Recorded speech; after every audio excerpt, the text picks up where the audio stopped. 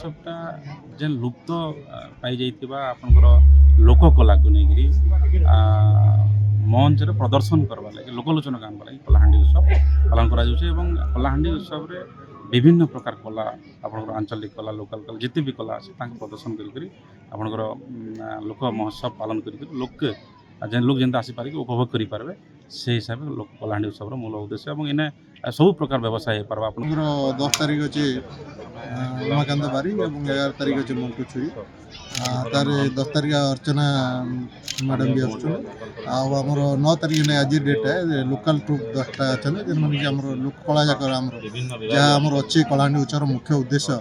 जे आम कलाहांडी कला संस्कृति परंपरा ऐतिह्य को बजाय रखा लगी लोक कला प्राधान्य दिखाई आज प्रथम दिन में आम 10टा अच्छा आप सब जानते भी सान बड़ गुड़का जेन कि सबुआड़े चहल पकई सारी आम पश्चिम ओडिशा संगे संगे